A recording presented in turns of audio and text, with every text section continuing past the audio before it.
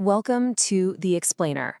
So today, we've got a story for you that's part mystery, part history lesson, and it's all about a work of art, a really close-knit community, and a dream that was almost completely lost to time. Okay, take a look at this.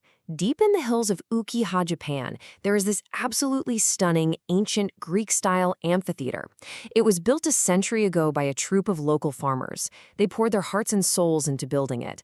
And then they never once performed on its stage. So the big question, the one that's been hanging in the air for decades, is why? To get to the bottom of this, we need to rewind the clock a full 100 years. We've got to understand the people who built this incredible place and the almost impossible dream that they were chasing. So our story, it doesn't start with art. It actually starts with hardship. Back at the 1920s, life for young farmers in this part of Japan, in Ukiha, was just a grueling, endless cycle of work.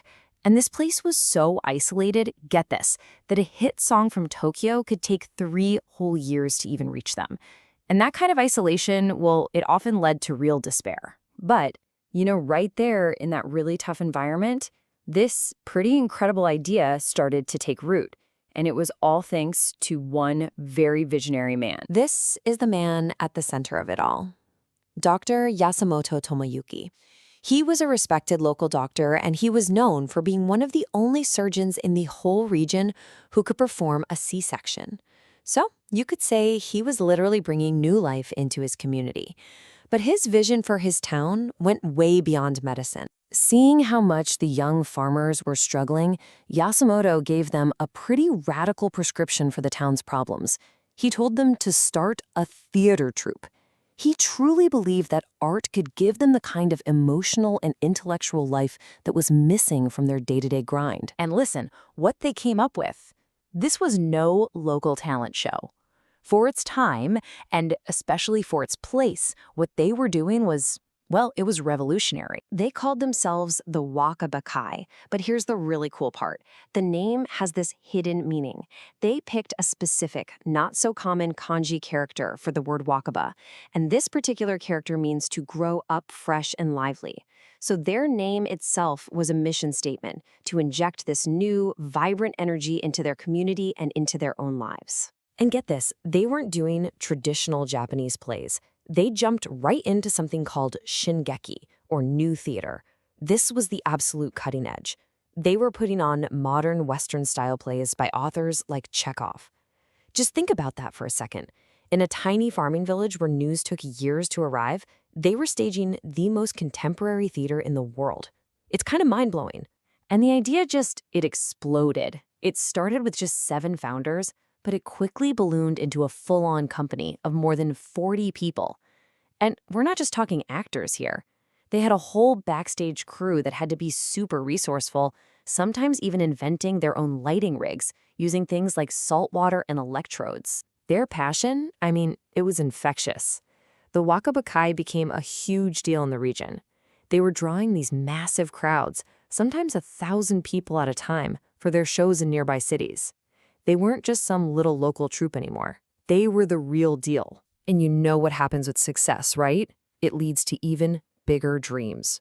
And theirs was, well, it was audacious. They decided they wanted a permanent home for their art, a Greek dream, right in the heart of Japan. So Dr. Yasumoto and his collaborator, a teacher named Ide Muichi, they've been inspired by this French writer's idea of a people's theater. And instead of some normal boxy theater, they envisioned something classical, something open to the sky, an ancient Greek-style amphitheater built right into a hillside with this incredible view over the Chicago Plain. And this is the amazing part. It wasn't just their project. The entire community got behind it. We're talking 330 villagers volunteering their own time after their hard work on the farms to help build this thing completely by hand. So, after all that incredible effort, hauling stone, moving earth, their shared dream was physically real. In October of 1925, the theater was finished. They held an opening ceremony. The stage was finally set, totally ready for all the stories they were planning to tell. But this is where it all comes to a halt. This is where we get the answer to our mystery.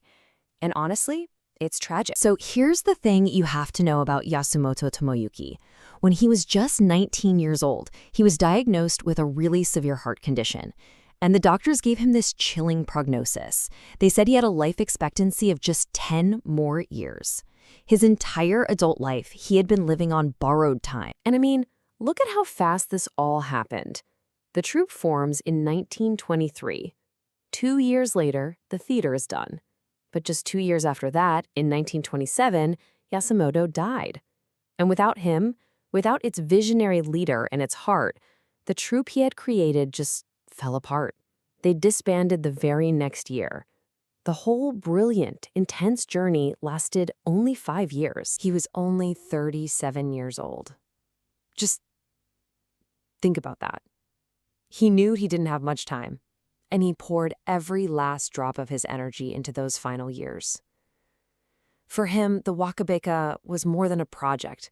It was described as his own human liberation. It was this frantic, brilliant chance for him to live out his dream. And he died having built the stage, but never seeing a single play performed on it. You know, his story is strikingly similar to another huge figure in Japanese culture, the poet Miyazawa Kenji. They both dedicated themselves to making the lives of farmers better through art. Both died tragically young at 37, and both left behind this incredible legacy. The big difference? Yasumoto was famous while he was alive. Kenji's fame really only took off after he was gone. And just like that, the Waka Baka was gone. Their beautiful stone theater fell silent, slowly became overgrown, and was almost forgotten by history. But the story wasn't over, not by a long shot. For nearly 90 years, the theater was basically a legend. You know, a story the old-timers would tell. Then, in 2015, by pure chance, a construction crew expanding a rest stop stumbled upon the ruins. They started excavating and unearthed the original stone theater, almost perfectly preserved. The myth was real. And in 2023, the dream was finally brought back to life. On November 23rd, 2023, 100 years to the day after the theater's original opening ceremony, they held a celebration. A new generation of performers, local students, and storytellers brought life and sound and art back to that stage, finally fulfilling the purpose it was built for a century ago. It just makes you think, the brilliant, active life of the Waka Baka, it really only lasted for a handful of years. What can a dream really achieve in such a short time? Well, as it turns out, you can build a stage that lasts a century. And you can spark an idea about community and art that still inspires people 100 years down the line.